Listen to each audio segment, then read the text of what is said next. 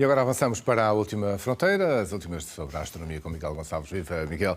E as últimas e também ainda dádivas sobre a formação da Terra. E como é que chegamos aqui para podermos respirar? Não é? Duas histórias que mostram como é que o cosmos está interligado com a história da Terra e, se calhar, até próprio da vida na Terra. Esta história começa 3 milhões de anos após a formação do Sistema Solar, portanto, a própria formação do nosso planeta Terra. E diz este estudo, baseado em análises de rochas da Terra, em meteoritos, em decaimentos radioativos, que 3 milhões de anos após a formação do Sistema Solar, a química da prototerra já estava toda completa.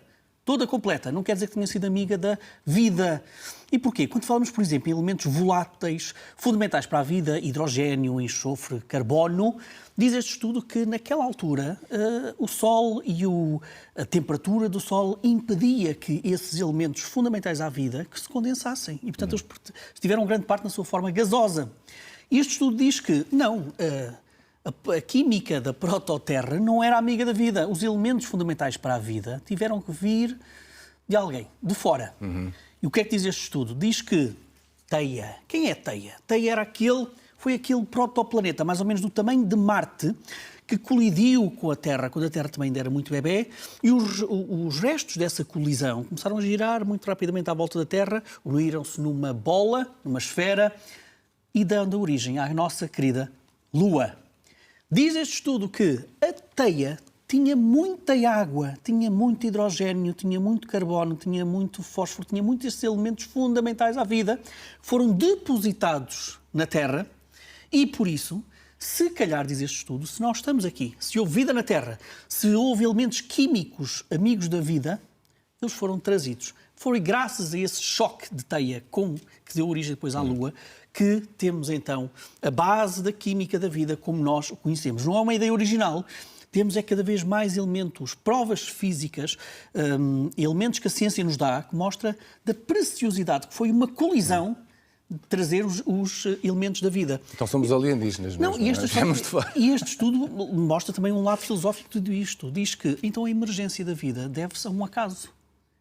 Os planetas, quando nascem, pelo menos aqueles próximos às suas estrelas, não têm a química da vida. Teve que ser trazida de fora, das zonas mais distantes do Sistema Solar, de onde se pensa que está vindo Teia. Mas para teres uma outra história de como é que o cosmos está interligado com a vida, olha, vamos até agora a 10 milhões de anos no passado. Apenas 10 milhões de anos no passado. E porquê? Porque um conjunto internacional de cientistas descobriu que uma supernova nas redondezas terá depositado berílio 10, um radioisótopo do berílio, de longa duração, encontraram nas profundezas, Daniel, do Oceano Pacífico. O berílio 10 chega até nós, forma-se quando os raios cósmicos de fora do Sistema Solar atingem os átomos da atmosfera da Terra. E, portanto, a sua gênese é uma gênese estelar, quando se dá a explosão de uma estrela de grande massa.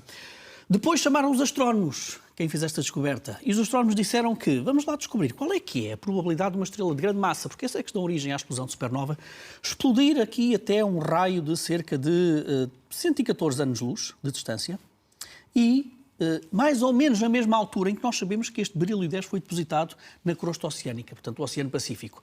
Diz este estudo, então, que, sim, há uma probabilidade de 68% de ter ocorrido, de facto, uma supernova nas redondezas e que, portanto, responsável pelo depósito deste berílio 10 nos nossos oceanos. Até dizem mais, encontraram duas possíveis fontes, a origem das explosões dessas estrelas que estão situadas nos enxames de estrelas perto de Orion. Mais interessante do que tudo isto é que, para teres uma pequena ideia de como é difícil analisar tudo isto, estes cientistas, estes astrónomos, traçaram as órbitas de estrelas e de enxames de estrelas ao longo de 20 milhões de anos que andaram por aqui nas redondezas do Sol.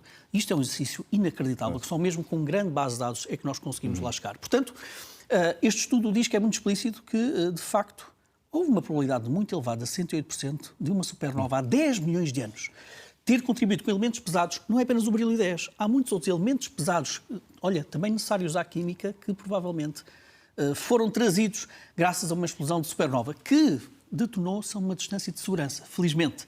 Se fosse mais perto de nós, seria um bocado complicado. É verdade. Bem, e vamos lá continuar a falar então de moléculas também. Agora vais falar da fosfina. O que interessa é que a fosfina tem a esta hora da manhã. Nós estávamos na altura da pandemia e criou-se um grande rebuliço científico quando um conjunto de cientistas anunciou a eventual suposta detecção de fosfina na atmosfera de Vênus.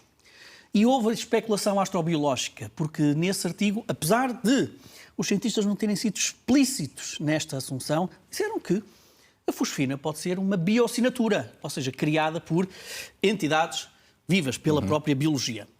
Essa descoberta foi sempre muito contestada. Olha, eu estive aqui neste estúdio, juntamente com a Zita Martins e com o Pedro, a falar sobre como difícil seria, de facto, esta detecção de fosfina e, sobretudo, supor que teria imediatamente uma origem biológica. Pois bem, o que é que isto quer dizer?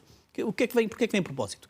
Porque agora o telescópio espacial James Webb detectou fosfina, sinais claros de fosfina na atmosfera de uma anã castanha e com níveis comparáveis àquilo que nós encontramos já em Júpiter e Saturno.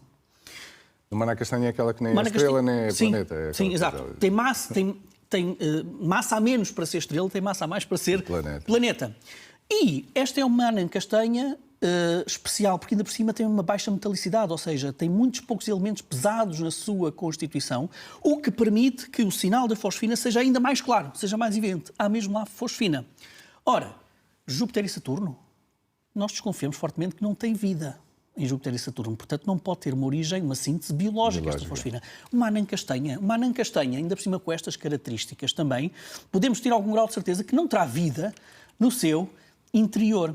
E, portanto, o que esta descoberta nos diz é o seguinte.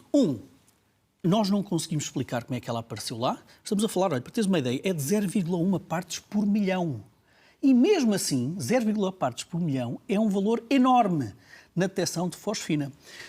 E, portanto, o que dizem estes cientistas descobertos por esta fosfina nesta anã castanha é o seguinte. Calma lá com essa ideia de que a fosfina pode ser um indicador de pode ser uma bioassinatura. Nós verificámos, quer em Júpiter, quer em Saturno, e quer agora nesta anã castanha, que não temos nenhum tipo de indicação biológica para a formação da fosfina.